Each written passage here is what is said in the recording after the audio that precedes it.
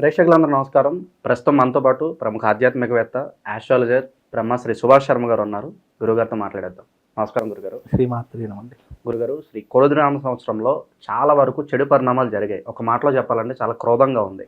మరి విశ్వావసు నామ సంవత్సరం ఎలా ఉండబోతుంది? ఎలాంటి పరిణామాలు జరగబోతున్నాయి? బ్రహ్మంగారి కాలజ్ఞానం ప్రకారం షార్ట్గా ఈ సంవత్సరం ఎలాంటి పరిణామాలు జరగబోతున్నాయి? మొన్న ఎండింగ్ కూడా మనకు ఒక భూకంపం వచ్చింది, క్రోధనామ సంవత్సరం ఎండింగ్. మరి ఈ సంవత్సరం కూడా అలా క్రోధంగా ఉంటుందా, పాజిటివ్గా ఉంటుందా, ఎలా ఉండబోతుంది? తప్పకుండా తెలియజేస్తాను. ముందుగా ప్రేక్షకులందరికీ శ్రీమాత్రే నమః, శ్రీ గురుభ్యో నమః. నమో దేవ్యై మహాదేవ్యై శివాయై సతతం నమః.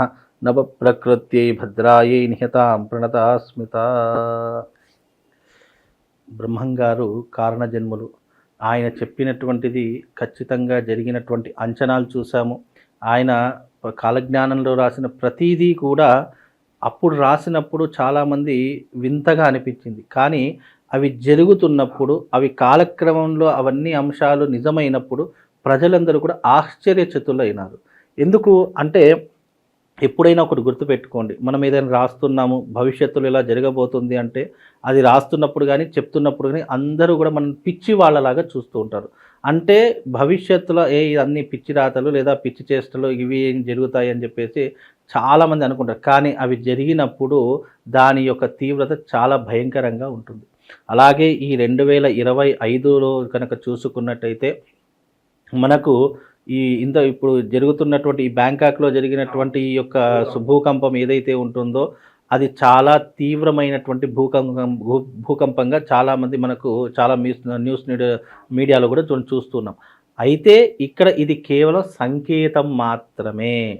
ఇలాంటి వాతావరణంలో అనేక రకాలైన మార్పులు వచ్చే అవకాశాలు 2025 నాటికి ఇంకా అనేక రకాలుగా చూస్తాము. కాలజ్ఞానం ప్రకారము ఇప్పుడు వచ్చేటటువంటి విపత్తులు ఏంటి అంటే, బ్రహ్మంగారు తన కాలజ్ఞానంలో రాసినటువంటి విధానాలు ఏంటి అంటే, ప్రజలందరూ కూడా ఆకలి బాధలతో అలమటిస్తూ ఉంటారు.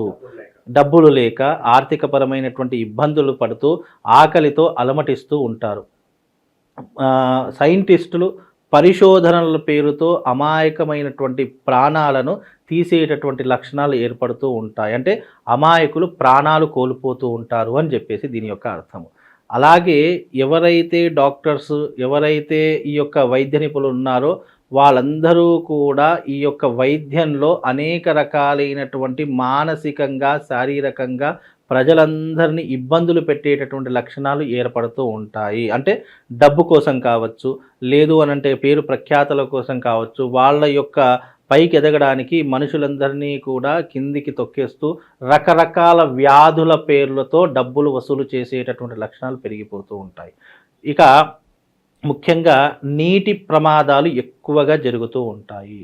అలాగే వాహన ప్రమాదాలు విపరీతంగా జరుగుతాయి. అగ్ని సంబంధితమైనటువంటి అంశాల ద్వారా దాని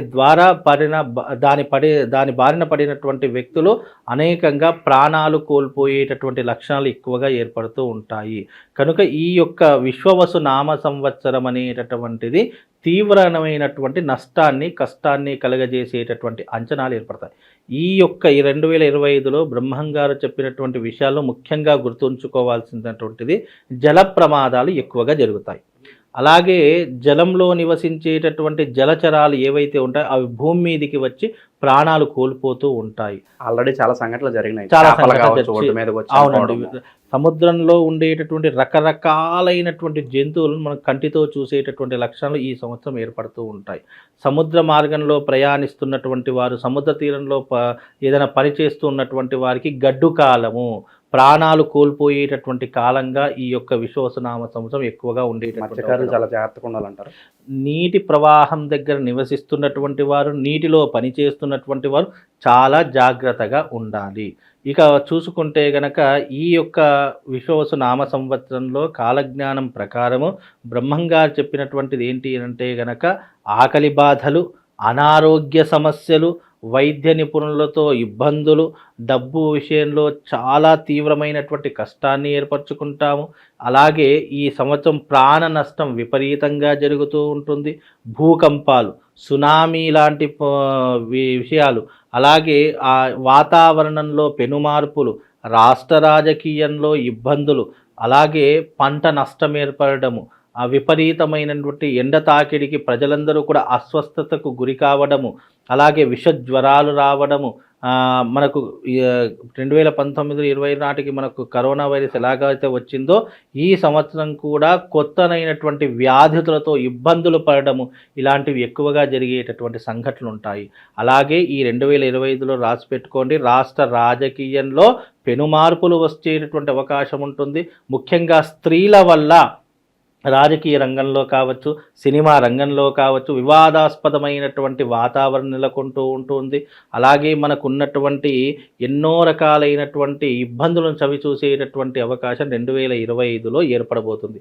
దీని యొక్క పరిణామం దాదాపుగా 2 సంవత్సరాల వరకు దీని యొక్క ఎఫెక్ట్ మనిషి మీద పడేటటువంటి అవకాశాలు ఉంటాయి. ఇంకోటి ఏంటి అంటే కనుక ప్రభుత్వం మార్పు చెందేటటువంటి లక్షణాలు కూడా ఈ యొక్క సంవత్సరంలో 2025 నాటికి ఏర్పడేటటువంటి లక్షణాలు తప్పకుండా కనిపిస్తున్నాయి. కాబట్టి బ్రహ్మంగారు కాలజ్ఞానంలో చెప్పినటువంటి విధంగా ఈ సంవత్సరము వింతలు అదే అంటే ఎప్పుడూ చూడలేనటువంటి వింతలు చూస్తూ ఉంటాము. ప్రపంచమంతా అల్లకల్లోలంగా మారిపోతూ ఉంటుంది. ముఖ్యంగా జల ప్రమాదాలు, అలాగే అగ్ని ప్రమాదాలు విపరీతంగా జరిగేటటువంటి లక్షణాలు ఈ సంవత్సరంలో ఏర్పడబోతూ ఉన్నాయి. అలాగే చిన్నపిల్లలు పెద్దవాళ్ళలాగా మారిపోవడము, అంటే చిన్నపిల్లలు పెద్ద పెద్ద మాటలు మాట్లాడడము, పరిమితికి మించి మాట్లాడడము, అనవసరంగా కులాలు, ఆచారాలు, వ్యవహారాదులు, సాంప్రదాయాలు అన్నీ తగ్గుముఖం పట్టడము, అలాగే మన సనాతన ధర్మం మీద విపరీతమైనటువంటి వ్యతిరేకత రావడము, దీనికోసం ప్రజలందరూ కూడా అల్లకల్లోలంగా మారిపోవడము, కొట్లాటలకు, విపరీతమైనటువంటి మారణ హోమానికి దారి తీసేటటువంటి లక్షణాలు ఈ సంవత్సరంలో ఏర్పడబోతున్నాయి. ఇవి గతంతో పోల్చుకుంటే ఇవి అనాదిగా వస్తున్నాయి.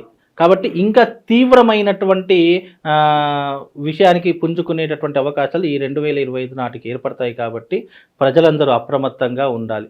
వీలైనంత వరకు సహనం, ఓర్పును పాటించేటటువంటి ప్రయత్నం చేసుకోవాలి. ప్రతి ఒక్క చిన్న విషయానికి రియాక్ట్ కావాల్సినటువంటి అవసరం లేదు.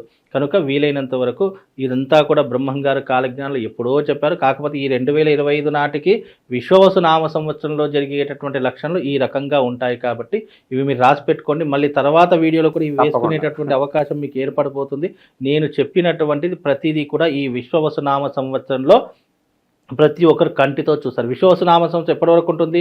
2026 ఏప్రిల్ వరకు ఉంటుంది. ఇది కేవలము డిసెంబర్ వరకే పరిమితం కాదు, 2026 ఏప్రిల్ వరకు పరిమితముగా ఉంటుంది. ఈ యొక్క చెప్పినటువంటి లక్షణాలు ప్రతి ఒక్కటి మీరు కంటితో చూస్తూ ఉంటారు. కొత్త బాబాలు పుట్టుకొస్తూ ఉంటారు, కొత్త కొత్త రకాలైనటువంటి వ్యసనాలు మనకు ప్రారంభమవుతూ ఉంటాయి. అలాగే మన జీవితంలో ఎప్పుడూ చూడలేనటువంటి వింతలు, విశేషాలు చూస్తూ ఉంటాము. ఆశ్చర్యానికి మనం గురయ్యేటటువంటి లక్షణాలు ఈ 2025 నాటికి చాలా తీవ్రంగా కనిపిస్తాయి. మీరు రాసి పెట్టుకోండి. అలాగే మనకు ఈ సంవత్సరం డబ్బు కొరత ఏర్పడుతూ ఉంటుంది. విపరీతమైనటువంటి స్త్రీల వల్ల ఈ దేశమే కాదు, రాష్ట్రము, ప్రపంచమే అతలాకుతలమయ్యేటటువంటి లక్షణాలు ఎక్కువగా కనిపిస్తాయి. కాబట్టి బ్రహ్మంగారు కాలజ్ఞానంలో చెప్పినటువంటి విధంగా ఆడవాళ్ళ వల్ల రాజ్యాలు కోల్పోయాయని చెప్పేసి ఎప్పుడో మనము చరిత్రలో చదువుకున్నటువంటి కొన్ని అక్షరాలు ఉంటాయి చూసారా, అలాగే ఈ యొక్క సంవత్సరం కూడా కొన్ని పరిణామాలు కొంతమంది స్త్రీల ద్వారా జరిగేటటువంటి అవకాశం, అది ప్రత్యక్షంగా కావచ్చు, పరోక్షంగా కావచ్చు, వాళ్ళ ద్వారా కొన్ని ఇబ్బందులు మాత్రం జరిగేటటువంటి లక్షణాలు కనిపిస్తుంది. అలాగే ఈ ఉద్యోగాల్లో భారీగా కోతలు అయితే వచ్చే అవకాశం ఉంటాయి అంటున్నారు. మరి అలాగే ఎవరన్నా వ్యాపారాలు పెట్టాలంటే ఈ సంవత్సరం ఎవరు కింగ్గా నిలవబోతున్నారు? ఎలాంటి వ్యాపారాలు బాగుంటాయి అంటారు? ముఖ్యంగా ఈ సంవత్సరము 3 రాసుల వారికి చాలా అద్భుతమైనటువంటి యోగము ఏర్పడబోతుంది. అది ముఖ్యంగా వృషభ రాశి వారు చాలా అద్భుతమైనటువంటి రాజయోగాన్ని అనుభవించేటటువంటి లక్షణాలు ఉంటాయి. అలాగే మకర రాశి వారు, అలాగే కుంభరాశి వారు, ఈ 3 రాశుల వారు అద్భుతమైనటువంటి రాజయోగాన్ని అనుభవించేటటువంటి లక్షణంలో ఉన్నటువంటి వారు. కనుక వీళ్ళు పట్టిందల్లా బంగారం అవుతుంది, అనుకున్నది విధంగా అన్ని సాధించగలుగుతారు. వీలైనంత వరకు ఈ సంవత్సరం కేవలం 3 రాశుల వారికే రాజయోగం కాబట్టి మిగతా వారికి 4 రాశుల వారికి మధ్యమ ఫలితాలు, మిగతా రాశుల వారికి అధమ ఫలితాలు అనేటటువంటివి ఉన్నాయి. కనుక ఈ సంవత్సరం బ్రహ్మంగారి కాలజ్ఞానం ప్రకారం 3 రాశుల వారు అద్భుతంగా ఉన్నారు. అలాగే మిగతా మధ్యమ ఫలితాలు ఉన్నాయి, మిగతా అధమ ఫలితాలు అనేటటువంటి ఏర్పడబోతున్నాయి. కాబట్టి కాబట్టి వీలైనంత వరకు అప్రమత్తంగా ఉండే ప్రయత్నం చేసుకోండి. అంతా భగవంతుడి యొక్క అనుగ్రహం కోరం పరితపించేటటువంటి ప్రయత్నం చేయండి. ఎప్పుడైనా గుర్తుపెట్టుకోండి, ఎప్పుడైతే ఏ వ్యక్తి అయితే భగవంతుడి యొక్క పాదపద్మములను పట్టుకుంటాడో వాడికి కష్టం వచ్చినా, నష్టం వచ్చినా, బాధ వచ్చినా, దుఃఖం వచ్చినా అది అధిగమించేటటువంటి శక్తిని ప్రసాదించేటటువంటి వాడి యూనివర్స్లో ఒక శక్తి. దాన్నే మనం భగవంతుడు అంటున్నాము. ఆ భగవంతుని పాదపద్మంలో పట్టుకున్నటువంటి వాడికి ఎలాంటి కష్టము రాదు, ఎలాంటి నష్టము రాదు. ఒకవేళ వచ్చినా దాన్ని తట్టుకునేటటువంటి శక్తి, దాన్ని నిలబెట్టుకునేటటువంటి శక్తి ఆ భగవంతుడు ఎలాగో మనకు ప్రసాదిస్తాడు. కనుక భగవంతుడు నమ్ముకునే ప్రయత్నం చేయండి, అన్ని రకాలుగా బాగుంటుందండి. బ్రహ్మంగారి కాలజ్ఞానం ప్రకారం ఈ సంవత్సరం ఎలాంటి పరిణామాలు జరగబోతున్నాయో మీ మాటలో చాలా అద్భుతంగా వివరించారు గురుగారు. ధన్యవాదాలు. శ్రీమాన్.